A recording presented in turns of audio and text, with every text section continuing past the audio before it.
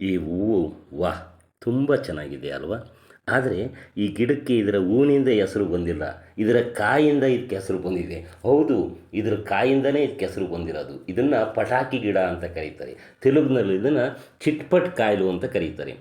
ಕನ್ನಡದಲ್ಲಿ ಕೂಡ ಚಿಟ್ಪಟ್ ಗಿಡ, ಪಟಾಪಟಿ ಗಿಡ ಅಂತ ಕರೀತಾರೆ. ಯಾಕಾಗಿ ಇದನ್ನು ಈ ಹೆಸರಿನಿಂದ ಪಟಾಕಿ ಗಿಡ ಅಂತ ಕರೀತಾರಪ್ಪ ಅಂದರೆ, ಇದರ ಹೂವು ಕಾಯಾಗಿ ಪಕ್ವವಾದಾಗ, ಒಣಗಿದಾಗ ಇದು ತುಂಬ ಬಿಗಿಯಾಗಿ ಸ್ವಲ್ಪ ಉದ್ದನೇ ಕಾಯಿರ್ತದೆ.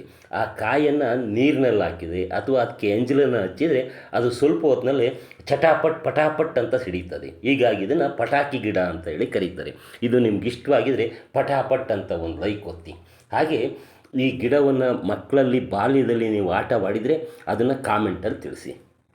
ಈ ಸಸ್ಯ ಬರೀ ಹೂವಿನಿಂದಷ್ಟೇ ಆಕರ್ಷಣೆ ಅಲ್ಲ, ಅಲ್ಲದೆ ಮಕ್ಕಳು ಆಟವಾಡಲಿಕ್ಕೆ ಪಟಪಟ ಅಂತ ಬಳಸುವ ಇದು ಕಾಮಿಡಿ ಸಸ್ಯವೂ ಅಲ್ಲ.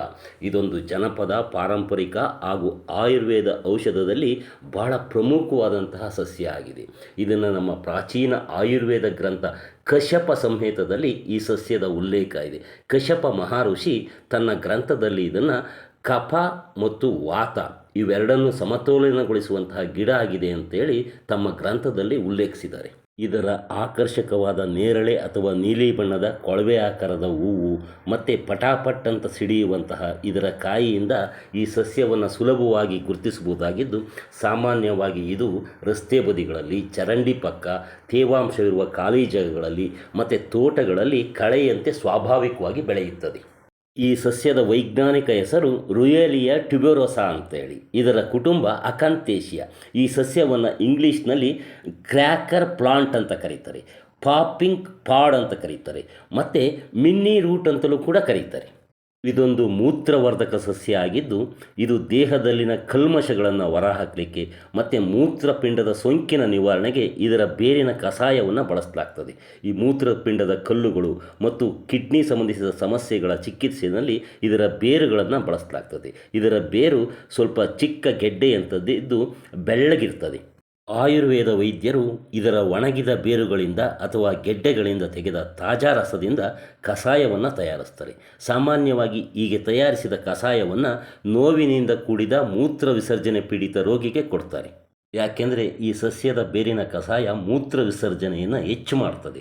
ಜನಪದ ವೈದ್ಯರು ಚರ್ಮದ ಊತಗಳಿಗೆ ಚಿಕಿತ್ಸೆಯನ್ನು ನೀಡಲಿಕ್ಕೆ ತೆಂಗಿನ ಎಣ್ಣೆಯೊಂದಿಗೆ ಇದರ ಬೇರಿನ ಪೇಸ್ಟನ್ನು ತಯಾರು ಮಾಡಿ ಅದನ್ನು ಏನು ಚರ್ಮದ ಊತ ಇರ್ತದಲ್ಲ ಆ ಭಾಗಕ್ಕೆ ಹಚ್ಚಿ ವಾಸಿ ಮಾಡ್ತಾರೆ. ಆಯುರ್ವೇದ ವೈದ್ಯಕೀಯ ಪದ್ಧತಿಯಲ್ಲಿ ಈ ಸಸ್ಯದ ಬೇರನ್ನು ಮೂತ್ರಪಿಂಡವನ್ನು ರಿಫ್ರೆಶ್ ಮಾಡಲಿಕ್ಕೆ ಬಳಸ್ತಾರೆ.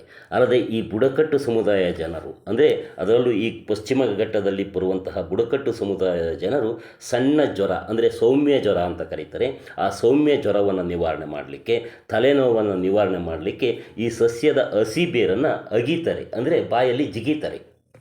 ಈ ಕೀಲು ನೋವು ಅಥವಾ ಸಂಧಿವಾತಕ್ಕೆ ಇದರ ಸೊಪ್ಪನ್ನು ಎಳ್ಳೆಣ್ಣೆಯೊಂದಿಗೆ ಬೆರೆಸಿ ಮಸಾಜ್ ಮಾಡ್ತಾರೆ. ಆಗ ಆ ಕೀಲು ನೋವು ಮತ್ತು ಸಂಧಿವಾತ ನಿವಾರಣೆ ಆಗ್ತದೆ. ಆಯುರ್ವೇದ ವೈದ್ಯರು ಅಧಿಕ ರಕ್ತದ ಒತ್ತಡ ಇರುವಂತಹ ರೋಗಿಗೆ ದೇಹದಲ್ಲಿರುವ ಹೆಚ್ಚುವರಿ ದ್ರವವನ್ನು, ನೀರನ್ನು ಹೊರಹಾಕಲಿ ಅಂತೇಳಿ ಇದರ ಬೇರಿನ ಕಷಾಯವನ್ನು ಕುಡಿಸ್ತಾರೆ. ಇದರ ಬೇರಿನ ಕಷಾಯ ತಯಾರಿಸೋದು ಹೇಗಪ್ಪ ಅಂದರೆ, ಇದರ ಬೇರನ್ನು, ಅಂದರೆ ಒಣಗಿದ ಬೇರನ್ನು 5ರಿಂದ 10 ಗ್ರಾಮನ್ನು ತೆಗೆದುಕೋಬೇಕು. ಆ ಬೇರಿನ ಜೊತೆಗೆ 200 ಮಿಲಿ ನೀರನ್ನು ಸೇರಿಸಬೇಕು. ಈ ನೀರು ಅರ್ಧದಷ್ಟು ಆಗುವವರೆಗೆ ಚೆನ್ನಾಗಿ ಕುದಿಸಿ ಸೋಸಿ ಬಿಸಿ ಇರುವಾಗಲೇ ಕುಡಿದ್ರೆ ಅದು ಇದರ ಒಂದು ಒಳ್ಳೆಯ ಕಷಾಯ ಆಗಿರ್ತದೆ. ಈ ಸಸ್ಯದ ಒಣಗಿದ ಬೇರಿನಿಂದ ಚಹಾ ಕೂಡ ತಯಾರಿಸಿ ಮಾಡಿ ಕುಡಿತಾರೆ. ಅದು ಕೂಡ ಮೂತ್ರವರ್ಧಕ ಆಗಿದೆ. ಆದರೆ ಹೆಚ್ಚು ಇದರ ಕಷಾಯವನ್ನಾಗಲಿ ಚಹಾವನ್ನು ಕುಡಿಯೋದ್ರಿಂದ ಹೆಚ್ಚು ಮೂತ್ರ ವಿಸರ್ಜನೆಯಾಗಿ ದೇಹ ನಿರ್ಜಲೀಕರಣ ಆಗುವ ಸಾಧ್ಯತೆ ಇರ್ತದೆ. ಹೀಗಾಗಿ ಇದರ ಕಷಾಯ ಅಥವಾ ಇದರ ಚಹಾ ಬಳಕೆಯಲ್ಲಿ ಮಿತ ಇರಬೇಕು ಮತ್ತು ವೈದ್ಯರ ಸಲಹೆಯನ್ನೇ ಪಡೆದೇ ಸೇವಿಸಬೇಕು. ಮಹಿಳೆಯರ ಮುಟ್ಟಿನ ಸಮಸ್ಯೆ ನಿವಾರಣೆ ಕೂಡ ಈ ನಮ್ಮ ಪಾರಂಪರಿಕ ವೈದ್ಯರು ಈ ಸಸ್ಯದ ಕಷಾಯವನ್ನು ಮತ್ತು ಇದರ ಬೇರಿನ ಪುಡಿಯನ್ನು ಔಷಧಿಯಾಗಿ ಬಳಸ್ತಾರೆ. ಮಕ್ಕಳ ಆಟಕ್ಕೂ ಬಳಕೆಯಾಗುವ ಈ ಪಟಾಕಿ ಗಿಡವನ್ನು ಬಹುತೇಕ ಜನ ನೋಡಿರ್ತಾರೆ, ಆದರೆ ಈ ಸಸ್ಯದ ಹೆಸರು ಗೊತ್ತಿರಲ್ಲ. ಹೀಗಾಗಿ ಇದನ್ನು ಶೇರ್ ಮಾಡಿ ನಿಮ್ಮ ಸ್ನೇಹಿತರು ಕಳಿಸಿ, ಅವರು ಕೂಡ ಇದರ ಔಷಧೀಯ ಮೌಲ್ಯಗಳನ್ನು ಕೂಡ ತಿಳಿದುಕೊಳ್ಳಿ. ಹಾಗೆ ನೀವು ನೋಡುತ್ತಿರುವ ಈ ನೇಟಿವ್ ನೆಸ್ಟ್ ಯೂಟ್ಯೂಬ್ ಚಾನಲ್ಗೆ ಇನ್ನೂ ಸಬ್ಸ್ಕ್ರೈಬ್ ಆಗಿಲ್ಲ ಅಂದರೆ ಈಗಲೇ ಸಬ್ಸ್ಕ್ರೈಬ್ ಮಾಡ್ಕೊಳ್ಳಿ. ಈವರೆಗೆ ಈ ವಿಡಿಯೋ ನೋಡಿದ ನಿಮಗೆ ನಮಸ್ತೆ.